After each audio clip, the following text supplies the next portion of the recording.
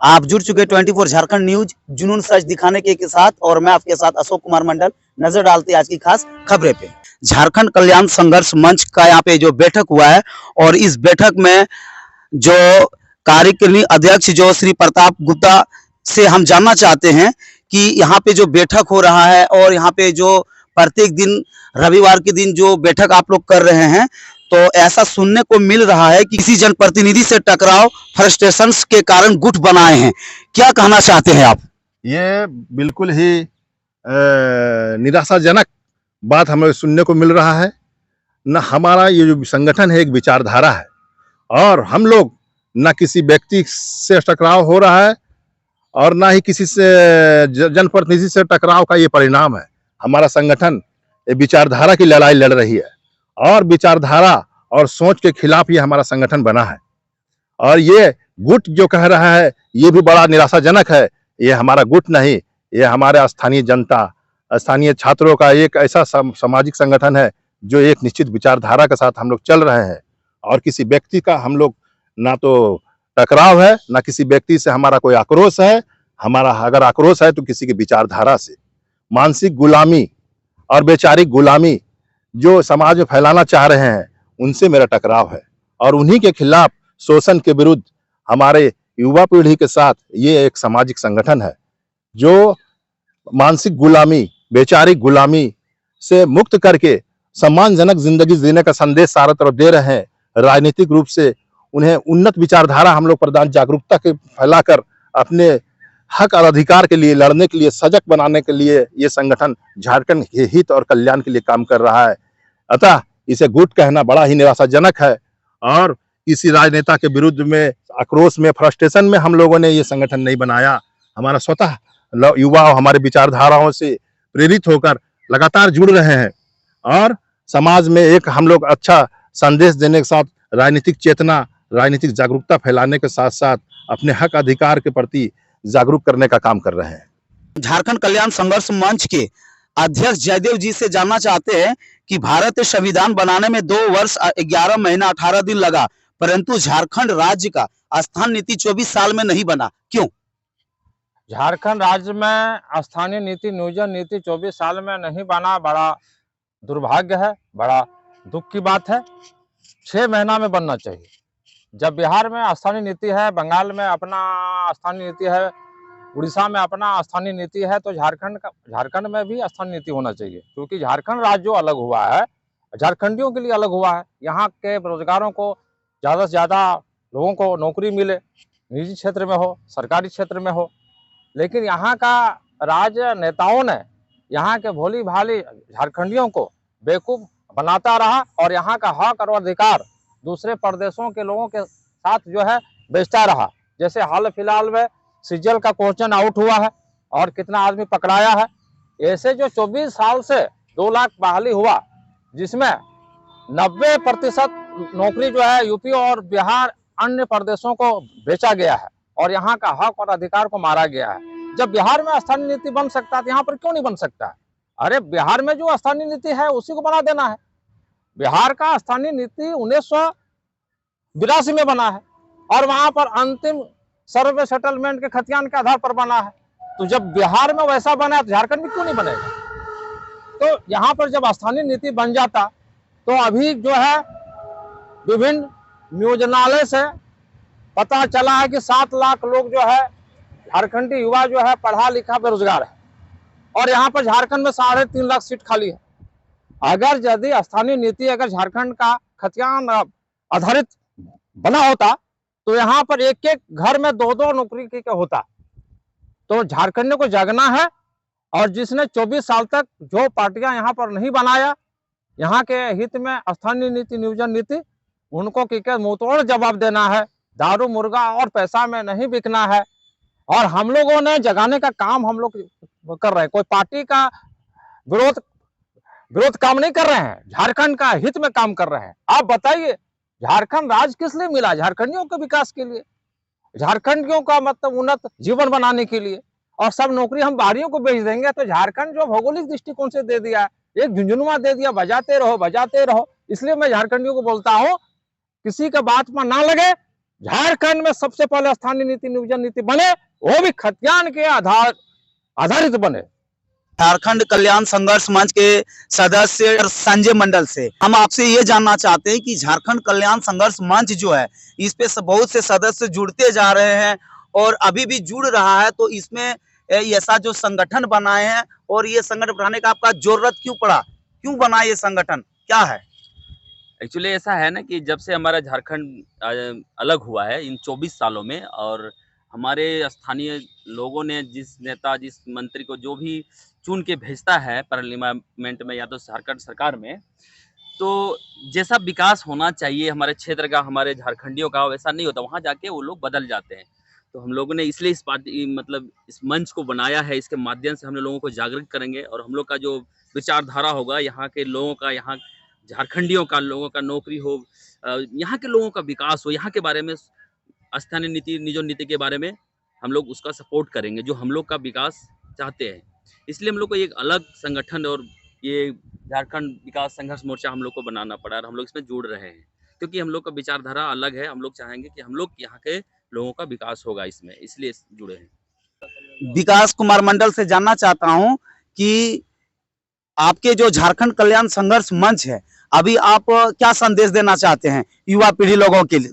मैं युवाओं से खास करके झारखंड कल्याण संघर्ष मंच के माध्यम से ये बताना चाहता हूँ कि हमारे जितने भी झारखंड के वासी हैं, झारखंड के युवागण हैं, सब दारू मुर्गा में को ना बिकें। सब भविष्य के अपने जो भविष्य अंधकार में पढ़ाई कर रहे हैं नौकरी के लिए, ज़्यादातर ग्रामीण क्षेत्र के बच्चे, मिडिल क्लास मध्यम वर्ग के बच्चे इसमें नौकरी लेने के प्रयास में रहते हैं। जैसे कि CGL का क्वेश्चन आउट हो गया, कितने तमाम आशा लगा के अपने बाल बच्चे लगा के रांची में पढ़ाते हैं, लिखाते हैं। माँ बाप अपना पेट काट के गुजर बसर करके किसी तरह से अपने बच्चों को पढ़ाते हैं। रांची में आप देख सकते हैं, मैं गया था, हमारी बहनें भी पढ़ाई करते हैं वहाँ पर रांची में। 5,000 रुपया वहाँ पे रूम रेंट है एक स्टूडेंट का। आप सोच सकते हैं किस तरह से अपने बाल बच्चों को वहाँ पढ़ाई के लिए भेज रहे हैं।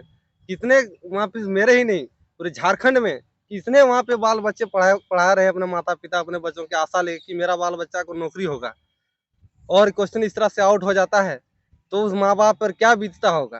किसी नेता मंत्री को तो नौकरी उसका बेटा बच्चा को चाहिए नहीं, नौकरी किसको चाहिए? मिडिल क्लास का लोगों को, गरीब ग्रामीण वर्ग के बच्चों को, ऐसे परिवार वालों को नौकरी चाहिए। तो मैं झारखंडियों का हित में अगर नहीं नियोजन नीति नहीं बनेगा, 1932 का खतियान लागू नहीं होगा, खतियान आधारित नियोजन नीति नहीं लागू होगा, तो यहाँ के लोगों का नौकरी कैसे होगा? ये विचार करने की बात है। और इसी पे मैं कहना चाहता हूँ कि एक सजग होकर के दारू मुर्गा में वोट नहीं देना है। जो झारखंड के हित के बारे में लड़ाई लड़ रहे हैं उन्हीं को वोट करना है। आने वाले चुनाव में मुंहतोड़ जवाब देना है। आपके संगठन का क्या विचारधारा है और झारखंड के कल्याण के लिए आपका क्या सोच है? बहुत अच्छा आपने सवाल हमसे पूछा है कि हमारा संगठन का क्या विचारधारा है।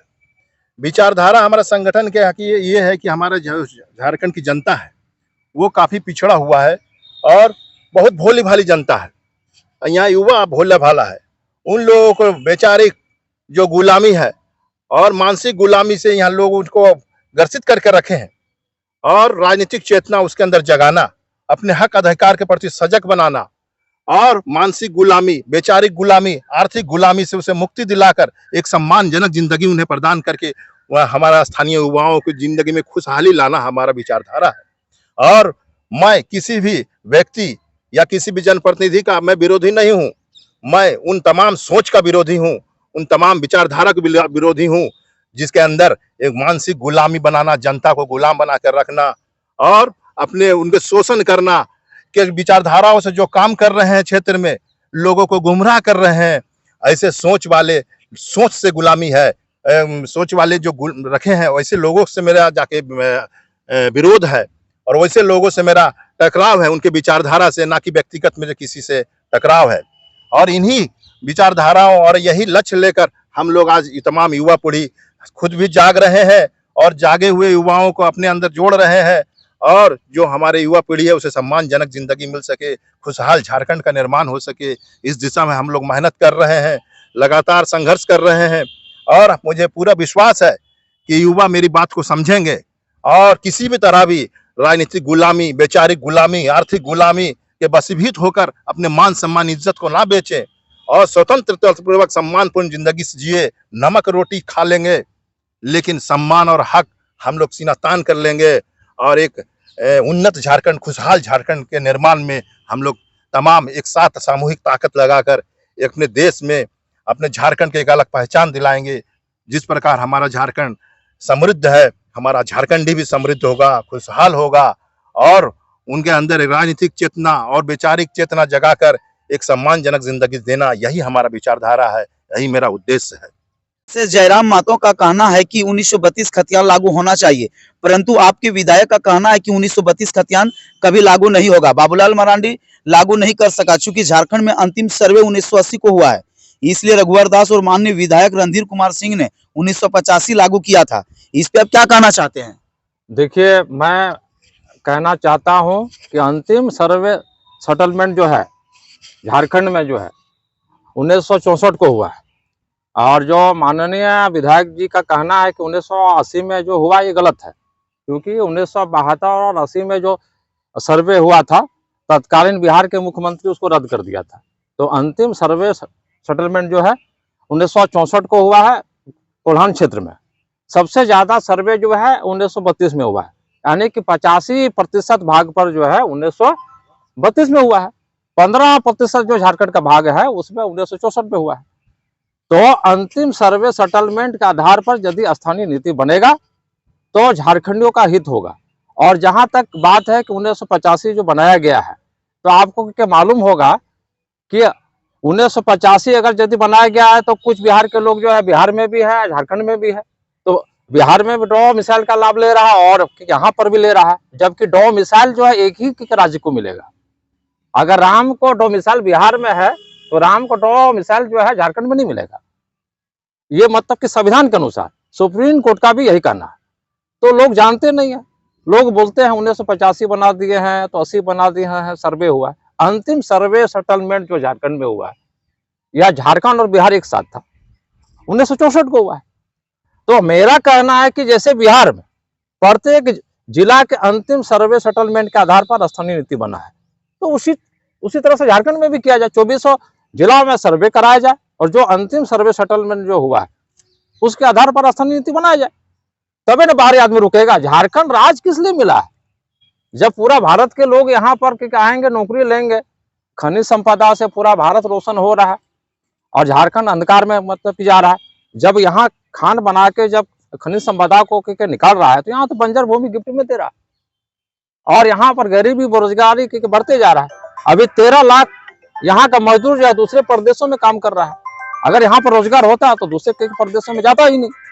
तो मेरा कहना है कि 1964 में अंतिम सर्वे सेटलमेंट है, उनको माना जाए। और जयराम महतो का जो उदय हुआ तो भारतीय जनता पार्टी और झारखंड मुक्ति मोर्चा जैसी पार्टियां जो झारखंड का हित में काम नहीं किया और झारखंड को हित का मुद्दा को लेकर आगे बढ़ रहा है, क्योंकि यहाँ पर स्थानीय नीति बनना चाहिए। अगर ये लोग स्थानीय नीति बना देता अंतिम सर्वे सेटलमेंट के आधार पर, खतियान आधार पर मजबूत स्थानीय नीति बना देता तो जयराम महतो के जेबी केसेस का उदय नहीं होता।